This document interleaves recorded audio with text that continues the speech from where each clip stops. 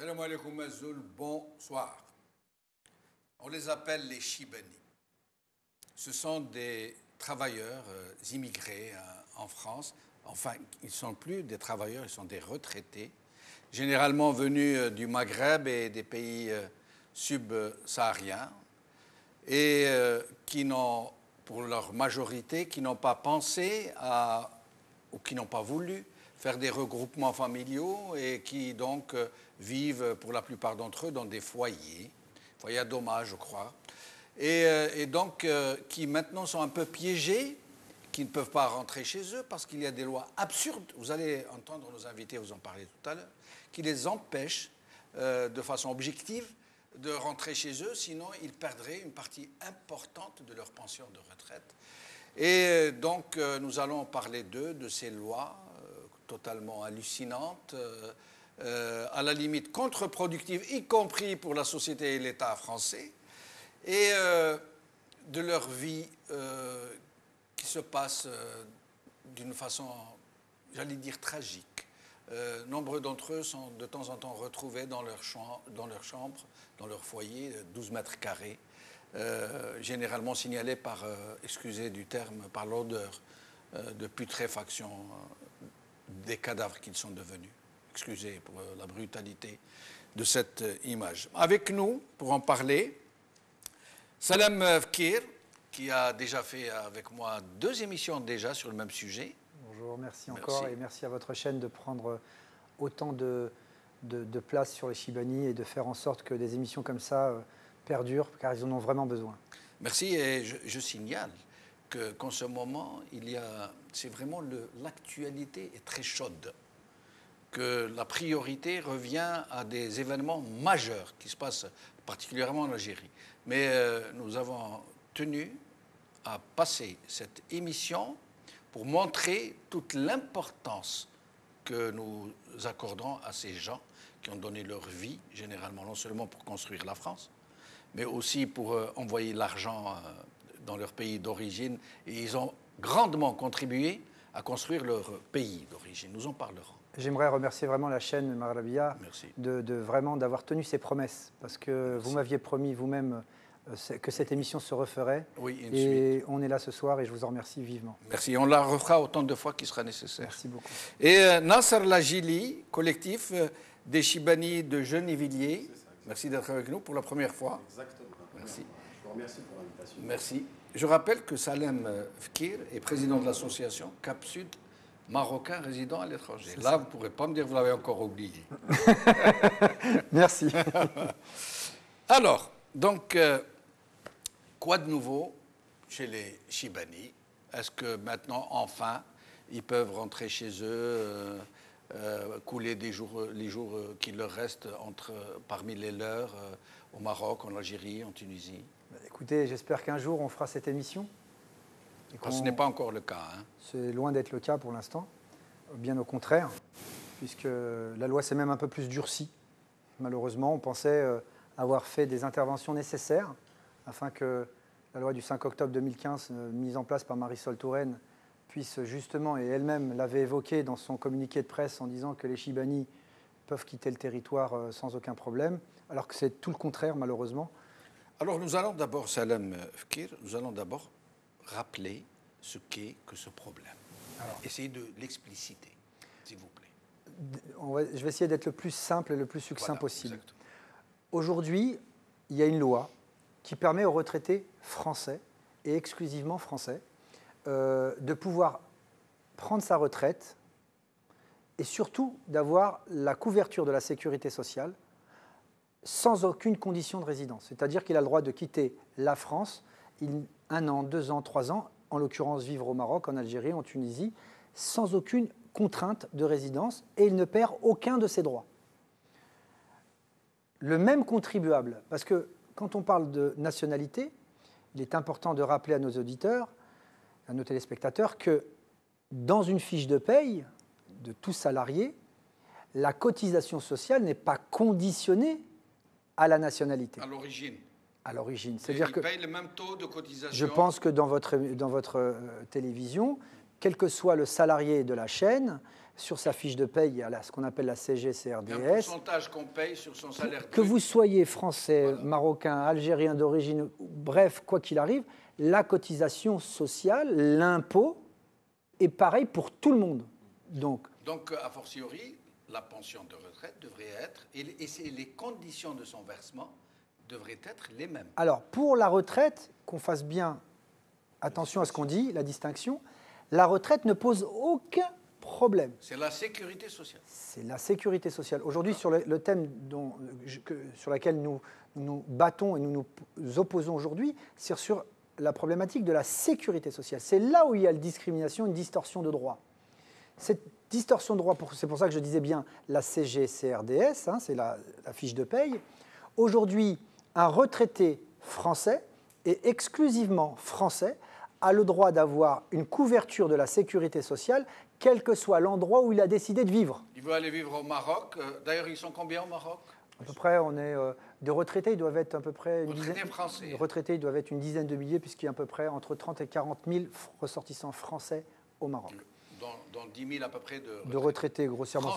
Français. D'accord. Mais la problématique que nous avons, et cette loi est parue, cette possibilité, cette action qui a été menée pour ces retraités français, date du 1er janvier 2014. C'est pour ça que... pardon, je me permets de vous arrêter. Si un Chibani, marocain, algérien, tunisien, a eu la présence d'esprit de prendre la nationalité française, il n'aurait eu aucun problème. Il n'a aucun problème. Il n'est pas concerné. Il n'a aucun problème. D'accord.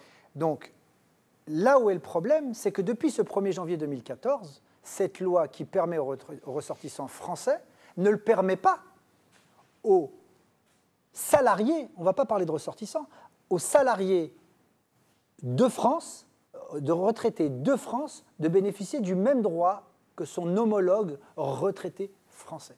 C'est là où il y a une distorsion de droit. C'est-à-dire qu'ils ont eu les mêmes cotisations sociales, donc les mêmes devoirs de cotisants, mais ils n'ont pas les mêmes droits de salariés et de retraités.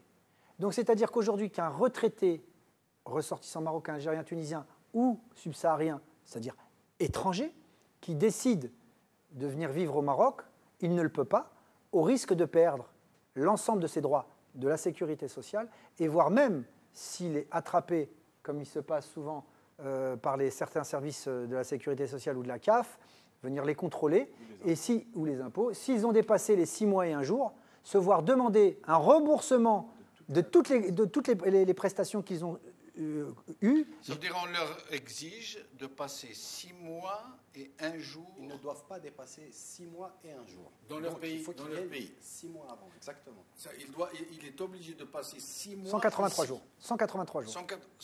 Il est obligé de les passer ici, quelle que soit la situation. Seul dans un foyer, alors qu'il, lui, ne souhaite qu'aller chez les siens, écouler ses vieux jours tranquilles. Parce que la condition de résidence, fiscale, il y a une condition pour être considéré résident fiscal en France ou résident fiscal à l'étranger. Oui. Pour être considéré comme un résident fiscal à l'étranger, il faut dépasser les 183 jours. D'accord. Donc si vous vivez, vous, en tant que journaliste, 183 jours en dehors et vous êtes français en dehors de la France, vous êtes considéré comme un résident fiscal étranger. Oui, donc, quand vous êtes considéré comme un résident fiscal étranger, vous avez certains statuts, en l'occurrence pour la sécurité sociale, et uniquement pour les retraités. Uniquement pour les retraités, on est bien d'accord. Les retraités français, eux, ont eu cette possibilité de pouvoir être exonérés de cette condition de résidence de 183 jours, sauf que les retraités, leurs homologues, les mêmes personnes qui ont travaillé de la même manière, dans les mêmes usines, qui ont cotisé de la même manière, eux, n'ont pas le droit d'en bénéficier. Ils doivent satisfaire à ce minima de résidence sur le territoire. Sont obligés. Donc, mais quel est le but c'est-à-dire l'utilité de cette mesure pour l'État français, aucune. Pour la société française? Est-ce qu'ils gagnent dans l'affaire? Non, en étant très factuel. Qu'ils y perdent. En étant très factuel, oui. Ils y perdent, vous avez raison. Un, sur le logement. Oui. Parce que effectivement, APL, si effectivement, ça a été recensé par la commission des immigrés âgés, il y a 803 000 retraités qui sont touchés par cette problématique. 803 000. Aujourd'hui, il y a une crise de logement. Je dis toujours que si on avait seulement un tiers de ces Chibani qui partiraient, ça libérait pratiquement 200 000 logements. D'accord ? Donc c'est quand même énorme. Oui. Deuxième chose, j'aime à dire qu'aujourd'hui, nous avons dans nos pays, le Maroc, la Tunisie, peut-être l'Algérie aussi, du tourisme chirurgical, d'esthétique. Oui. Ce qui veut dire, vous êtes bien d'accord avec moi, que c'est moins cher là-bas qu'ici. Voilà. Donc on ne peut pas me dire aujourd'hui que le coût pour la sécurité sociale serait plus élevé. Et par contre, des chiffres réels, le dernier chiffre qui m'a été donné hier soir, par un responsable de la Caisse primaire d'assurance maladie, des Français étrangers, la France a remboursé au Maroc 10 millions d'euros pour 30 000 retraités, pour 30 000 Français qui vivent au Maroc. C'est ce qu'on appelle un remboursement au réel. Donc, on peut dire qu'aujourd'hui, un Français qui vit à l'étranger, vit au Maroc, coûte 3 000 euros, alors qu'on sait très bien qu'en France, un Français ou un salarié coûte plus de 3 000, coûte entre 3 500 et 4 000 euros par an à l'État français. Donc on coûte entre 15 et 20%, ça coûterait entre 15 et 20% si on s'amusait à faire une règle de 3, tout simplement. Donc la justification est purement politique. Elle n'est pas économique, elle ne peut pas être économique. Et quand bien même, oui. Excusez-moi de vous couper, quand bien même qu'elle soit économique, oui. On parle de droit. Nous sommes en France. On est en France, pays des droits de l'homme. On est à l'encontre de l'article 6 de la Constitution des droits de l'homme. C'est-à-dire même devoir, même droit. Oui. Donc c'est tout ce que je demande. Nous, là, dans nos demandes, ce ne sont pas des demandes. Nous ne sommes pas en train de demander à la France, à Fakoum, s'il vous plaît, aidez nos chiffres. Non. Juste plein droit de la même manière. On dit tout simplement, on a un salarié qui a contribué plus de 40 ans dans les travaux les plus pénibles, oui. En plus, oui. D'accord, qui ont reconstruit la France de l'après-guerre, et qui ont cotisé, voire pour certains plus que d'autres. Prenons ceux de la SNCF. Et ceux de la SNCF, il faut savoir que les retraités de la SNCF payaient 6% de plus de cotisations sociales que le même homologue qui avait des régimes spéciaux français. Donc, ces salariés étrangers émigrés ne sont pas des quémandeurs, ne sont pas des demandeurs. Ils disent seulement la chose suivante. Nous avons payé pareil que l'homologue français. Si lui a le droit de s'établir... Si lui a le droit d'habiter chez moi, dans mon pays d'origine, s'il vous plaît, pourquoi moi je dois rester chez lui? Et puis, sur un plan humain, moi j'ai l'impression que c'est presque du sadisme que ces dispositions hallucinantes, j'allais dire. Pourquoi ne pas, en plus que, comme vient de le dire Salem, que c'est de leur droit, qu'il y a en l'occurrence quasiment de la discrimination pour des cotisants qui ont cotisé de la même manière. Mais en plus, ils savent que ces gens qui sont des retraités, donc du troisième âge, souvent malades, souvent souffrants, qui enfin aspirent à aller passer leurs vieux jours chez eux, auprès de leurs petits-enfants. Pourquoi ne pas les libérer Effectivement, c'est une vraie question de fond. Est-ce qu'il n'y aurait pas de la politique quelque part? Non, mais il y a toujours de la politique quelque part. De toute façon, la question des Chibani aujourd'hui, elle est dramatique. C'est voir la situation de ces Chibani, quand on les voit au foyer, comment ils vivent, leur situation est déplorable. Ce qu'il faut savoir, c'est qu'il y a la plupart des Chibani qui vivent dans des foyers aujourd'hui, vivent soit dans des 12 mètres carrés, 7 mètres. Je vais vous interrompre, il y a un petit problème de micro, on va essayer de réparer les... Je reviens à vous. Même question. Moi, j'ai l'impression que c'est du sadisme. Très franchement. Je pense, j'irai pas jusqu'à sadisme. Quelque part, quand on le regarde comme ça, effectivement, je pense que c'est un problème purement politique. Purement politique. Expliquez-nous, alors, justement. Disons que c'est un problème de la gauche qui a posé cette loi, puisque c'est en 2014, donc oui. C'était sous François Hollande. Et je pense qu'il y avait une crainte à l'époque de ce conflit droite-gauche et de l'extrême droite, de perdre quelques points de pourcentage pour les prochaines élections et se dire qu'on utilise encore une fois l'immigré comme le bouc émissaire et qui permettent à la droite et à l'extrême droite de faire ses choux gras là-dessus. Donc, comment vous voulez dire, regardez, moi, ces immigrés, comment je les traite? Je sais pas si pas de privilèges. Souvenez-vous de la grande polémique qui a été, moi, que j'ai trouvé dommage, et c'est à la faute d'un certain député de Gennevilliers qui avait dit qu'il faudrait que les immigrés, les retraités, on va donner des dispositions pour que les retraités aient la carte d'identité, l'identité française. Déjà, les Chibani ne l'ont jamais demandé et ne le demandent pas. Oui. Parce que quand on est arrivé à 75, 80, 90 ans, on n'a pas vocation à vouloir de changer de nationalité, et peut-être par conviction personnelle et par rapport à leur vécu, à leur vie, ils n'ont pas envie de... Pour certains d'entre eux, ce serait presque trahir quelque chose. Donc, et on n'a pas à leur demander puisqu'ils ont cotisé. Je reviens toujours là-dessus, parce que leur droit, leur premier droit, c'était celui de payer. C'est-à-dire payer la cotisation, d'être prélevé de la cotisation. Donc, on n'a pas à leur demander ça. Et regardez le tollé que ça avait fait à cette époque-là. Donc, ça a été repris par les gens de la droite, ça a été repris par les gens de l'extrême droite, en disant qu'on veut rendre français des gens qui ne veulent pas l'être. Mais ce n'est pas ce qu'on demande. Ce qu'on dit aujourd'hui, nous revenons sur des fondamentaux. La chose la plus fondamentale, c'est le droit. Et nous sommes dans un pays de droit qui se dit un pays démocratique, de droit et défenseur des droits de l'homme, là où a été proclamé l'article des droits de l'homme. Donc à partir de là, les articles des droits de l'homme.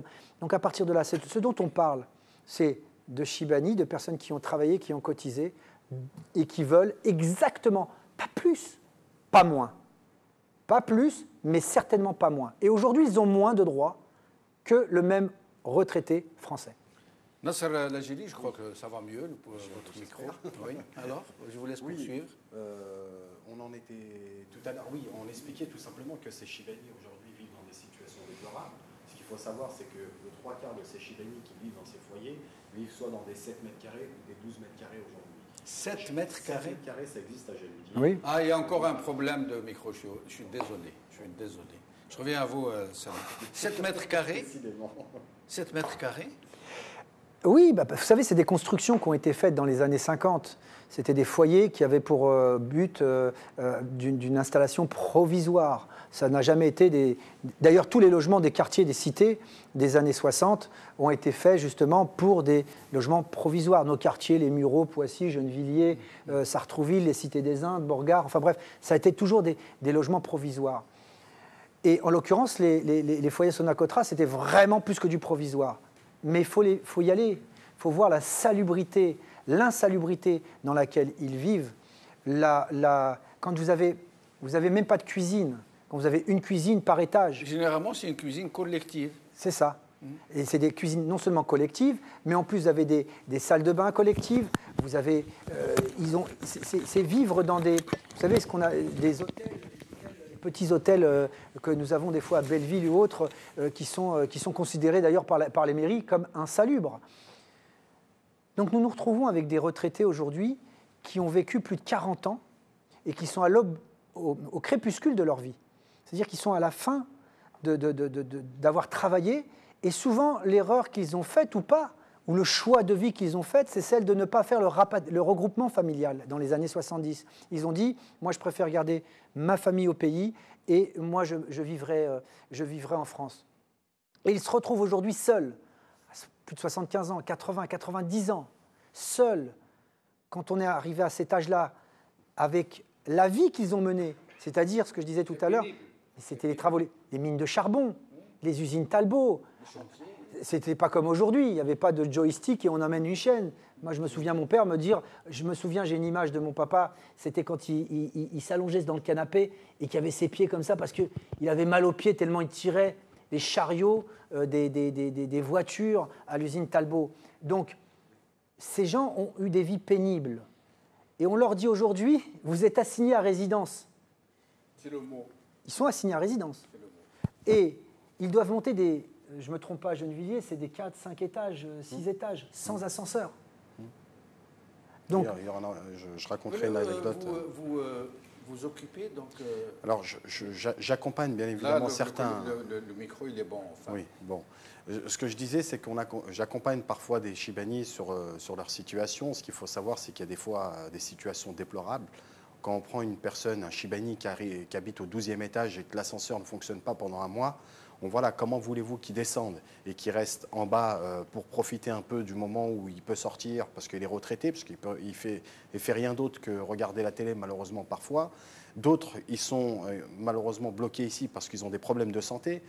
On a eu une personne d'ailleurs qui est amputée d'une jambe, qui se retrouvait au 12e étage et qui est restée pendant un mois et demi, pareil, dans la même situation. Est-ce qu'aujourd'hui c'est digne d'une humanité qu'on défend soi-disant en France? Voilà. Après, effectivement, On sait très bien. Vous m'avez parlé de retraités qui ont été retrouvés, de Chibani, Tout à fait. Retrouvés, décédés chez eux après plusieurs jours. Tout à fait, qui ont été retrouvés plusieurs jours après par les voisins, suite à l'odeur qui ressortait de sa chambre. Effectivement, ça, c'est des cas qu'on retrouve régulièrement, et si ce n'est pas une fois par an, retrouver cette situation, ça peut que être voilà, déplorable, dramatique. Comment se passe leur vie de tous les jours?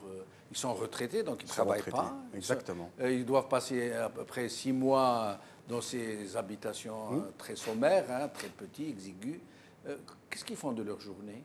Ils profitent tout simplement de leur journée en sortant, essayent de s'occuper surtout de, de la question de santé, surtout, parce qu'effectivement, il y a un cadre administratif qu'il faut gérer, mais il y a aussi le cadre santé qui est très important, parce que 3/4 sont malades, soit diabétiques, d'autres sont sous dialyse, d'autres qui sont amputés, d'autres, voilà, vraiment diabétiques. Donc voilà, et ça, c'est effectivement, c'est leur quotidien. Certains sont 2 ou 3 fois par semaine à l'hôpital parce qu'ils sont sous dialyse. Et ces gens-là, malheureusement, se sentent parfois abandonnés. Si nous, on n'est pas là pour les accompagner dans leur démarche... Et généralement, ces Chibani n'ont pas leur famille avec eux. Hein. Ils n'ont pas leur famille. Ceux qui ont leur famille avec eux ne sont pas dans les foyers, ils sont chez eux. Tout à fait. Ce qu'il faut savoir, c'est qu'on parlait tout à l'heure de logement. Ces Chibani qui vivent dans ces foyers sont considérés comme hébergés et non pas comme locataires. Il y a une nuance là-dessus. Ce qu'il faut savoir, c'est qu'un hébergé ne peut pas faire de regroupement familial parce que malheureusement, il est simplement hébergé. Il paye un loyer. Il paye un loyer, mais les conditions font que malheureusement, il ne peut pas... 40 ans d'hébergement. Si ce n'est pas plus pour certains. Si ce n'est pas plus pour certains. Je sais que nous, on a quelqu'un qui est parti l'année dernière et il est en France depuis 1947. Et il vivait dans le foyer depuis 1960. Pour vous dire à peu près que sa situation... Il est parti, il s'est dit je rentre et advienne que pourra. Tout à fait. Il se voyait pas... Il a perdu tous ses droits? Il a perdu une partie de ses droits. Donc il a préféré partir parce qu'il ne voulait pas repartir dans un cercueil. Donc voilà. Et il s'est dit je préfère terminer mes jours autour de ma famille, qu'il aurait aimé faire venir en France, mais malheureusement la France ne lui a pas permis de le faire. Voilà. Alors avant d'en arriver, je vous en prie. Sur la question, excusez-moi, sur la question du logement, ce qu'il faut savoir, c'est que le 3/4 de ces Chibani, quand ils font une demande de logement, ils n'ont malheureusement pas le droit de l'avoir, parce qu'ils ne sont pas considérés comme locataires. Donc le 3/4, on sait très bien que les politiques, hein, que ce soit des villes de droite comme de gauche, aujourd'hui, ils n'ont pas droit de bénéficier d'un logement social dans la commune. Alors attendez, il n'a pas le droit de rentrer chez lui, définitivement, de profiter de sa pension vieillesse. Oui, tout à fait. Il est obligé de venir rester seul ici 6 mois, quitte à mourir sans que personne ne se rende compte. Il paye des loyers depuis 40 ans. Ce sont des loyers, il n'y a pas un autre terre. Exorbitant. Et ils sont considérés comme hébergés, ils n'ont pas le droit à des logements comme tout le monde. Et les impôts. Et les impôts aussi. Payer des impôts. Tout à fait. Ce qu'il faut savoir, c'est qu'aujourd'hui, on sait très bien que les politiques, c'est triste à dire, hein, mais d'ailleurs, j'avais eu un débat là-dessus avec Alexis Bachelet, qui était député, et qui était maire adjoint, bien évidemment, de sa commune, à Colombes. Et je lui avais demandé, d'ailleurs, pourquoi vous ne laissez pas ces Chibani de bénéficier de ces logements sociaux, parce que vous êtes du logement social. Vous qui êtes maire adjoint de votre commune, pourquoi ne pas défendre cette cause pour que ces Chibani soient respectés et qu'ils aient un logement digne, pour faire venir d'ailleurs, pour qu'ils fassent un regroupement familial et qu'ils vivent comme tout citoyen français en France. Bon, la réponse était très facile et rapide en disant que nous avons, il n'y a aucune preuve aujourd'hui qui dit qu'ils sont discriminés ou qu'on ne peut pas leur donner de logement. Ce qui est différent, c'est que les 3/4 de ces Chibani qui vivent dans ces foyers ont plus de 15 ans, 20 ans, 16 ans, 17 ans de demande de logement.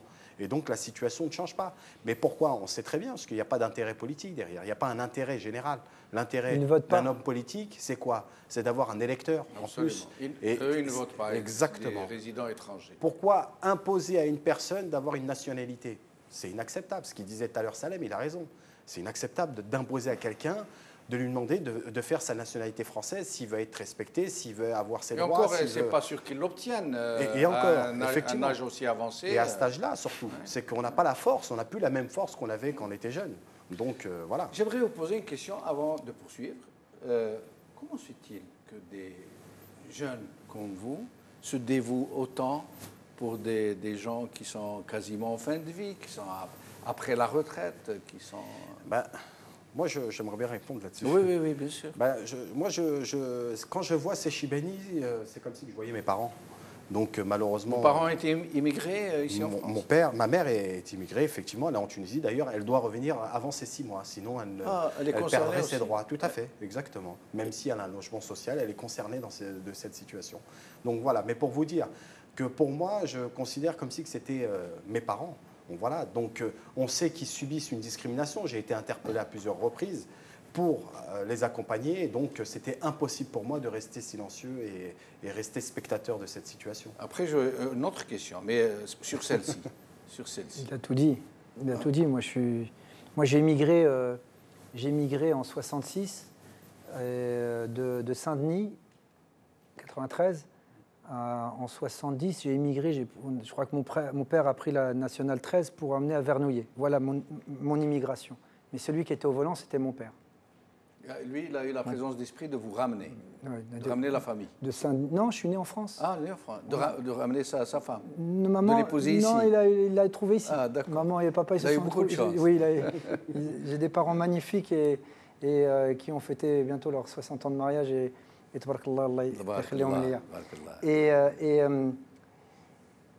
pourquoi on fait ça? Parce qu'il a répondu. Il a répondu. Votre titre de votre émission, c'est Le silence et l'oubli. Le silence et l'oubli. Justement, j'aimerais qu'on en parle. Le silence, c'est eux. C'est-à-dire que pour moi, quand j'ai vu votre titre, je l'ai trouvé magnifique, parce que le silence, ils ne parlent pas. C'est leur silence. Les Chibani, les retraités, ont eu cette habitude d'être dans la soumission. C'est le mot, hein, c'est dur à dire, mais c'est la réalité.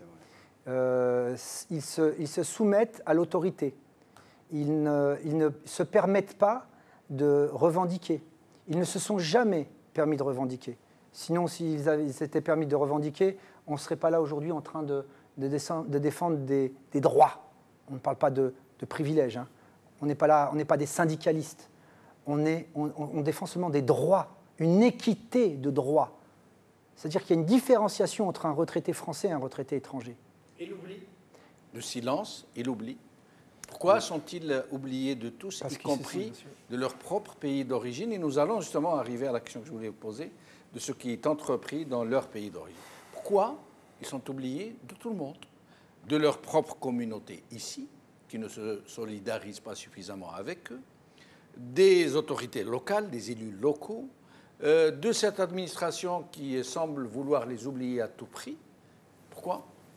Ce qu'il faut savoir, c'est qu'il n'y a pas d'intérêt. C'est ce que je disais tout à l'heure. C'est triste à dire. Hein. C'est malheureusement triste. En France, malheureusement, on fonctionne beaucoup par intérêt. Ils sont pas électeurs. Ils sont pas électeurs. Ils sont en fin de vie. Ils sont après la retraite. C'est pas un potentiel électeur qu'on a en face de nous.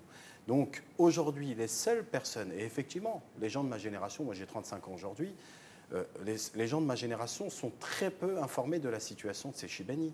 Certains, ils connaissent les foyers, mais ils ne savent pas dans quelles conditions ils vivent. Ça expliquerait pourquoi la société civile française ne se mobilise pas pour eux? Non, mais oui, effectivement, je pense que les médias n'en parlent pas. Oui. D'ailleurs, ça fait des années, ça fait plus de 40 ans qu'on parle de la cause des Chibani. Oui. Peut-être que dans 10 ans, dans 15 ans, on n'en parlera plus, parce qu'il n'y en aura peut-être plus.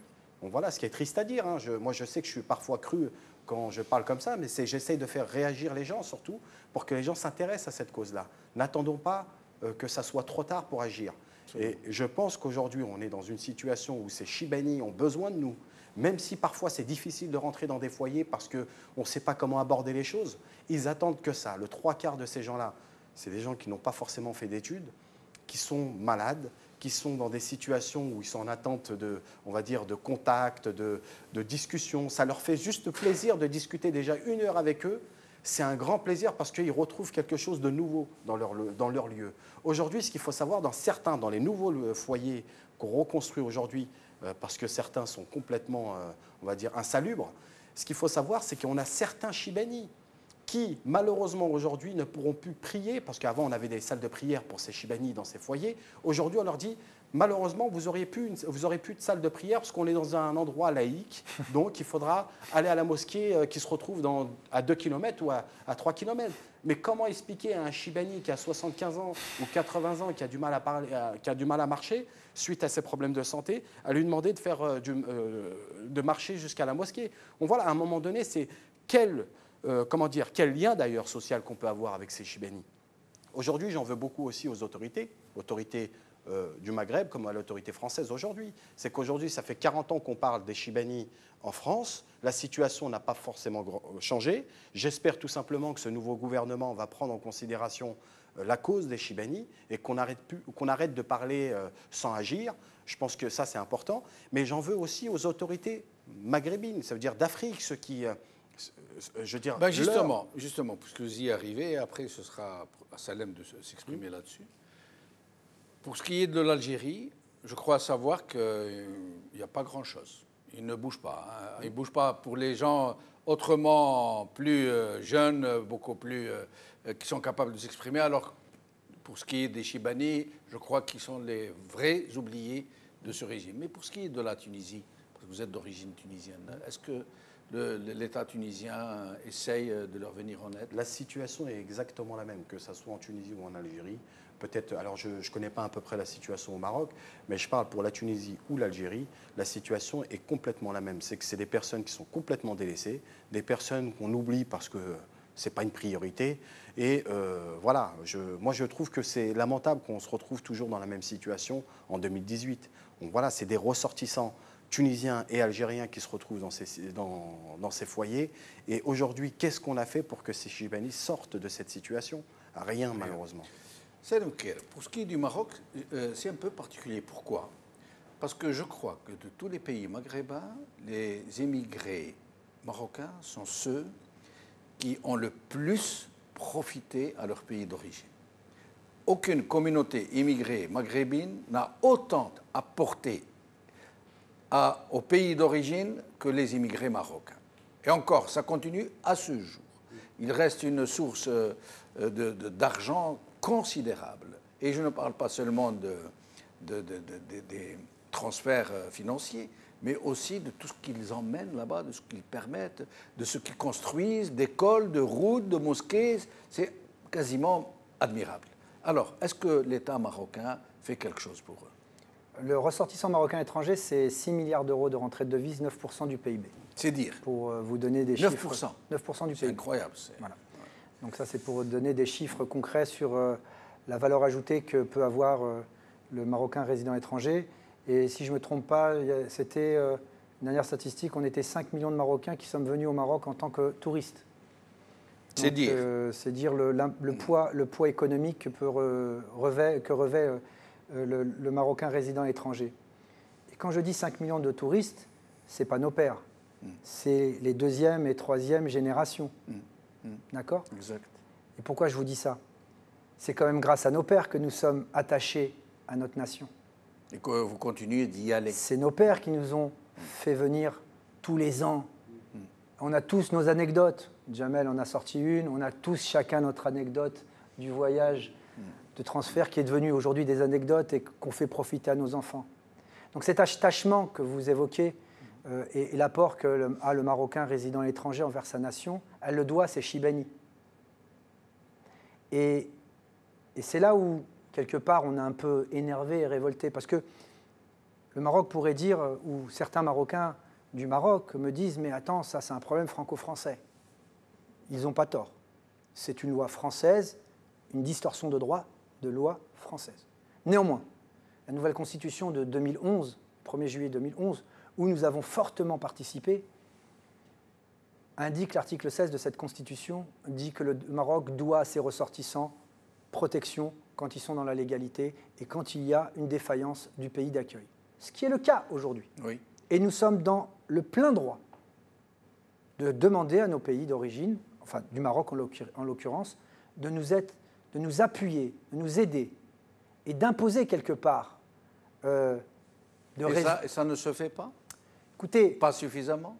En étant très honnête, il y a eu M. Benkelane, qui est le chef du gouvernement, que nous avons rencontré à plusieurs reprises, pas 2 reprises, mais à plusieurs reprises, et nous avons remis... Qui était, oui, puisque aujourd'hui c'est M. Othmani, qui a fait des interventions directes avec M. Valls en mai 2015, et qui avait promis à ce moment-là qu'il devait y avoir un groupe de travail qui allait être mis en place pour la cause des Chibani, malgré le rapport d'Émigrés Âgés en 2013, et c'était Alexis Bachelet qui en était son rapporteur. François Hollande est venu en septembre 2015 aussi, et M. Benkiran a encore sollicité M. Hollande, d'où la loi du 5 octobre 2015 qui a été déposée par Marisol Touraine, qui est en fin de compte quelque part une vraie catastrophe. Qui a viré en queue de poisson. Qui a été vraiment pire que tout en réalité. Dernièrement, M. Édouard Philippe est venu au Maroc. Je me suis déplacé en cette période et j'ai rencontré la veille de la venue de M. Édouard Philippe, M. Othmani, le chef du gouvernement, qui m'ont reçu, M. Yatim, qui était le ministre des Affaires sociales, en charge justement de cette problématique, qui nous ont reçus, à qui nous avons remis encore une fois un dossier, qui ont interpellé M. Édouard Philippe et qui leur a effectivement évoqué qu'il y aurait la création d'un groupe de travail. Encore une fois. Pour l'instant, nous n'avons pas été contactés. Mais il y a eu plein de groupes de travail. Aucun. Ah bon? Il y a eu plein de propositions de groupes de travail, oui. Mais aucun n'a vu le jour, à ce jour. Moi, mercredi de cette semaine, suite à une émission d'RMC que nous avons effectuée dans Radio Brunet, a été interpellé le rapporteur de la commission des affaires sociales, M. Olivier Véran, qui nous a accueillis, qui nous a promis de nous accueillir, qui l'a fait ce mercredi, et qui nous a donné de grands espoirs sur la méthode pour essayer de résoudre ce problème. Encore une fois, nous espérons vivement qu'il tiendra ses promesses, puisque le côté marocain, aujourd'hui, n'a pas encore réussi à essayer, n'a pas réussi. Je sais que M. Macron va descendre prochainement au Maroc, c'est ce que nous avons entendu dans certains bruits de couloir, et nous ferons encore en sorte que Sa Majesté, le roi, et M. Othmani fassent le nécessaire pour, encore une fois, interpeller le gouvernement français pour rétablir, je répète, rétablir un droit. Ce n'est pas un pays qui demande quelque chose à un autre pays, une faveur, une gratitude, un service. Non, nous demandons au Maroc, en l'occurrence, moi, quand je me présente aux autorités marocaines, au chef du gouvernement, quand j'envoie des courriers au palais, c'est pour leur dire, voilà, nous avons un problème de droit, de distorsion de droit. Nous ne demandons pas à la France de donner quelque chose supplémentaire, nous demandons à la France de rétablir un droit. Les mêmes droits pour tous. Moi, je dis la chose suivante. Les mêmes cotisants. Si demain, un ressortissant français était discriminé par sa nationalité au Maroc, dans un établissement marocain, travaillant au Maroc, on lui dise « Toi, tu as payé la CSG, la CNSS marocaine, mais tu ne bénéficieras pas des mêmes droits que ton homologue français », je vous assure que l'ambassadeur de France aurait déjà fait son travail, le ministère des Affaires étrangères aurait déjà fait son travail. Donc la seule chose que je demande à nos pays d'origine, c'est d'avoir cette même acuité envers ces ressortissants qui sont les plus fidèles envers leur nation d'origine, qui sont nos pères. Nasser Lajili, les perspectives d'abord, comment ça va se passer? Est-ce que vous êtes optimiste que ça va finir par se régler ou ça va se régler par la disparition de ces Chibani? Et que comptez-vous entreprendre d'actions pour essayer de réveiller cette société civile, cette opinion publique qui semble se désintéresser totalement de ce problème qui pourtant est tragique, hein, si je peux dire. Alors, ce qu'il faut savoir, c'est que non, je reste optimiste, même si parfois on en perd l'espoir, parce qu'effectivement, moi personnellement, moi ça fait 7 ans que je m'intéresse à la cause des Chibani, parce que j'ai été interpellé il y a plus de 7 ans. Et aujourd'hui, effectivement, quand on parle avec la plupart des Chibani, ils sont complètement désespérés, parce que ça fait plus de 40 ans qu'ils se battent pour leurs droits. Et malheureusement, la situation est toujours la même aujourd'hui. Oui. Effectivement, que c'est dur d'entendre certains Chibani qui vous disent « j'y crois plus ». C'est le jour où la fin de ma vie, je veux dire la fin de mes jours, le jour où je ne serai plus là, le problème sera réglé. C'est triste à entendre, c'est triste à dire, mais malheureusement, j'espère tout simplement. Et pour faire avancer, je pense surtout, excusez-moi, mais c'est surtout de faire avancer la cause, c'est de faire connaître la situation des Chibani. Elle est très compliquée à la faire connaître. C'est grâce aussi à des émissions comme vous qui fait voilà, malheureusement, je veux dire, qui fait surtout, heureusement d'ailleurs, faire connaître cette situation. Nous, aujourd'hui, on est voué à faire des tracts, à informer une population qui est en manque d'informations sur cette question. Aujourd'hui, voilà. Maintenant, nous, on essaye d'avancer, on essaye de faire sortir ces Chibani de leur situation dramatique. Selm Kiri, nous sommes à la fin de l'émission. Tout à l'heure, vous m'avez dit quelque chose d'absolument choquant. Ça veut dire pour vérifier que ces Chibani ont bien passé la durée requise sur le territoire français, le législateur français aurait donné attribution de police aux agents de la sécurité sociale de vérifier le passeport, entrée telle date, sortie telle date. C'est-à-dire qu'avant, le défenseur des droits avait condamné à plusieurs reprises que certains fonctionnaires de l'administration de la sécurité sociale ou de la CNAV ou de la CAF de pouvoir contrôler. Et ils ont été condamnés, même en cassation par la Cour d'Aix-en-Provence, justement à ce sujet-là.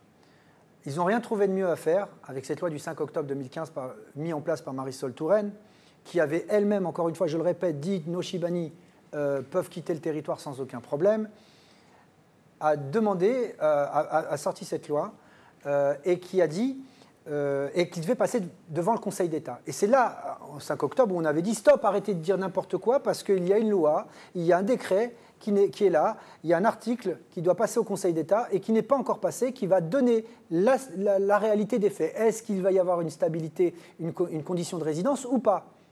1 an et demi après, c'est-à-dire en février 2017, le Conseil d'État donne son avis et qu'est-ce qu'il dit? Il dit, on impose les 183 jours, donc... Là, ça devient... C'est catastrophique. Parole d'évangile. C'est un ministre qui vous... Attendez, mais... Non, mais il faut être sérieux. C'est un ministre d'État qui vous dit, vous pouvez partir. Fkir Salem ou M. Lagili va aller voir le Chibani, il va dire, non, Matmchi, il ne faut pas partir parce que tu vas... Là, le ministre. Et des centaines de retraités sont partis. Et sont revenus avec des redressements de 20 à 30 000 euros. L'oubli, le silence. Et la justice n'a pas tenu compte. L'oubli et le silence. Oui. L'oubli et le silence. La justice, ils n'y vont pas. L'oubli et le silence. C'est un ministre qui a autorisé en quelque sorte. L'oubli et le silence. Vous savez ce que font ces Chibani? L'oubli et le silence. Je reprends votre titre. J'en ai certains qui ont été prendre des financements pour rembourser la sécurité sociale à hauteur de 30 000 euros. Ma britsda. Je achète de crédit. Tu n'as pas à prendre 30 000 euros de crédit puisqu'on te les doit. Mais c'est un ministre qui leur a permis d'y aller. Et le Conseil d'État a validé le fait. À la limite, le Conseil d'État aurait pu valider sans effet rétroactif. Aujourd'hui, c'est non seulement avec effet rétroactif, mais a permis aux agents de la sécurité sociale, aux agents de la CNAF, de pouvoir vérifier sans aucun problème le passeport de nos Chibani. La dernière... Il n'y a pas que le passeport d'ailleurs. Je parle sur la question des impôts. Aujourd'hui, si nous, on n'intervenait pas à accompagner ces Chibani, certains sont malheureusement pris au piège. C'est qu'aujourd'hui, quand on va aux impôts, certains leur demandent le passeport, le relevé d'identité bancaire, pour vérifier s'il y a eu des retraits, pour voir vraiment s'il était sur le territoire. Vous imaginez jusqu'où on va. C'est du flicage primaire. Mais c'est plus que du flicage, c'est une discrimination totale. Aujourd'hui, c'est pour ça que... C'est l'indigène, l'éternel indigène. C'est exactement le bon terme, c'est l'indigène. L'éternel. Voilà. Et ça, tant que nous, on n'est pas présents, ça veut dire parfois certains Chibani, malheureusement, sont pris au piège parce qu'ils ne sont pas accompagnés. Certains sont voués à eux-mêmes. Donc, qu'est-ce qu'ils font? Ils font des crédits, comme le disait Salem. Qu'est-ce que vous comptez entreprendre d'action pour essayer de mettre de votre côté la société française, l'opinion publique française, qui très vraisemblablement ignore tout de ce sujet. Mais l'opinion française, elle ne le sera pas si derrière on n'est pas soutenu ou si tout simplement le gouvernement ne soulève pas ce point-là. C'est un point essentiel. Quand Salem disait tout à l'heure qu'on a interpellé ou on a été interpellé par certains députés de ce gouvernement, aujourd'hui malheureusement c'est triste à dire, on a chaque gouvernement qui est passé au pouvoir n'a pas fait son travail sur la cause des Chibani. Et chaque année... Oui, mais s'il y avait une pression sociale de l'opinion publique... La pression sociale, elle est sur la carte d'électeur. Moi, c'est ce que j'ai fait. Mais ces gens ne votent pas, donc là, c'est exclu, on n'en parle plus. Non, justement, lors de la campagne de 2012, des élections, 2014, des élections municipales, nous avions avec un membre de l'association qui s'appelle Rachid El Djebari à Poissy, on avait monté le collectif de Poissy 2014. Et nous avons axé notre thématique sur les Chibani, en disant, Chibani ne votent pas. Et on avait fait une belle réunion. Et j'avais interpellé 4 Chibani, on était à peu près 200 personnes, et j'avais attrapé les 4 premiers. Et je dis, Sidi 4 sautes, il me baisse la tête, il me dit non. Vous votez, il baissait la tête, il disait non. Vous votez, aucun d'entre eux. Et nous étions 5. Et je dis, voyez, nous sommes 5, nous, demain, nous allons voter, parce que c'était le samedi, la veille des élections. Mais j'ai interpellé chacun d'entre eux. Vous avez combien d'enfants? Lui, il me disait 4, l'autre, il me disait 5, l'autre, il me disait 4. Et je dis, à vous 3, vous avez multiplié par 3 nos votes. C'est-à-dire, derrière un Chibani, il y a au moins 4 enfants. Bien sûr. Pour les Chibani qui ont ramené leurs enfants. Qui ont fait ramener. Donc, dans les 803 000, vous avez 35 000 qui sont dans les foyers Sonacotra, et vous avez tout le reste qui peuvent effectivement... Mais est-ce que vous n'êtes pas un doux rêveur? Dans cette communauté maghrébine, si je peux me permettre de l'appeler comme ça, hein, marocains, tunisiens, algériens, qui sont totalement non solidaires les uns avec les autres, non seulement entre actifs, alors leur demander d'être solidaires avec des retraités Chibani. Je pense qu'aujourd'hui, je ne parle pas aux Chibani eux-mêmes. Aux Chibani, je leur parle en termes de pour l'électorat. Mais je parle aux enfants. Je pense qu'on a tous des parents. Et ça sera le chouma pour chaque enfant qui n'aide pas son père. Je comprends. Vous êtes très ému et je comprends votre... Tout. À partir de là, moi je dis qu'aujourd'hui, il y a 803 000 retraités. Il y a à peu près 3 millions d'immigrés enfants, 5 millions. Si c'est ça, dans ces 5 millions, il n'y en a pas 1 ou 2 millions qui comprennent que notre cause, à Nasser et moi-même, c'est une cause qui dépasse la politique, qui dépasse l'associatif, qui dépasse... C'est ce qu'on appelle le respect. C'est ce qu'on appelle le respect. Respecter son ancêtre, respecter nos anciens. Ses anciens, respecter celui qui vous a mis au monde, respecter celui qui vous a construit. Et tout à chacun, vous comme moi, le caméraman, les gens le politique français, le politique marocain, lui-même, celui qui nous voit là peut-être ce soir, doit se dire « j'ai eu à perdre ». Nasser Lajili. Non, mais je pense que ce qui a été dit par Salem, voilà, c'est émouvant, parce qu'il le dit avec honneur, et c'est vrai, c'est important. Aujourd'hui, nous, on est face à une situation dramatique. C'est qu'aujourd'hui, si nous, notre communauté, je parle d'une communauté aujourd'hui qui est face à une situation où on a certains Chibani qui sont retrouvés seuls, je trouve ça inacceptable qu'aujourd'hui, qu'on ne soit pas, on va dire, indignés face à leur situation. Comment on peut laisser nos parents, comme il disait tout à l'heure, parce que ça pouvait être mon père, ça pouvait être ma mère, et j'aurais aimé que certaines personnes soient présentes si derrière, ils étaient tout seuls en France, dans des chambres de 12 mètres carrés ou de 7 mètres carrés. Aujourd'hui, ce qu'il faut savoir, c'est que ces Chibani subissent des discriminations dans tous les domaines, que ce soit dans le logement, que ce soit au niveau de leur retraite, que ce soit même dans la vie quotidienne, aujourd'hui même dans les papiers administratifs. C'est que quand on voit ces Chibani qui sont aux impôts face à une dame qui va leur dire « mais monsieur, vous nous remboursez tel tarif parce que telle somme parce que vous êtes parti trop longtemps au pays ». Mais comment on peut aujourd'hui, en 2018, laisser passer ce genre de discrimination? On est face à une situation qui est inacceptable. On doit être présent à tous les moments parce qu'on est face à des Chibani qui sont voués à rester seuls dans leur situation. Je vais vous montrer le cynisme. Le cynisme. On est dans un pays laïque, il a dit tout à l'heure, on va enlever les mosquées dans les trucs. Aïd al-Kibir. Aïd al-Kibir. C'est la fête religieuse de tous les musulmans. Qu'est-ce qu'ils font? Ils partent.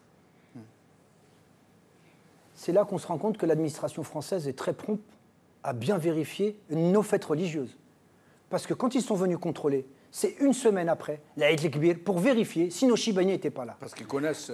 Ah ben là, apparemment... Là, c'est de l'hyperflicage. Donc à partir de là, qu'est-ce qui s'est passé? Il s'est passé qu'on a remis une demande à ces Chibani de venir se présenter. Et s'ils ne se présentaient pas sous le mois, ils perdaient leurs droits. C'est ce qui s'est passé. Nous sommes arrivés à la fin de l'émission. J'aurais retenu un mot. Respect.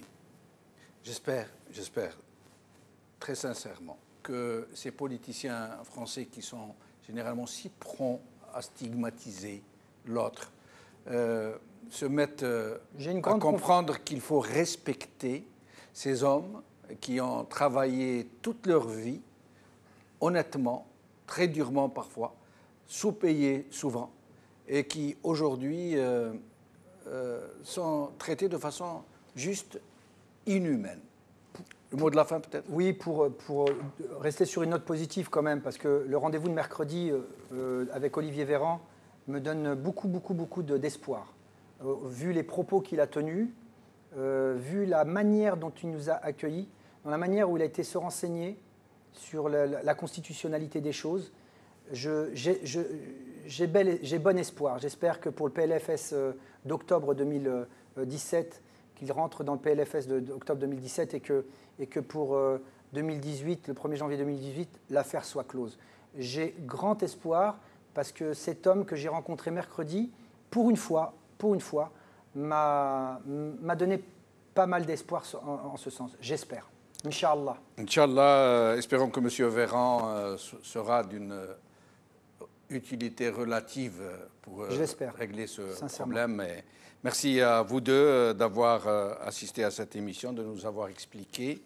Salem Fkir, Nasser Lajili, merci à vous, chers amis, de l'avoir suivi.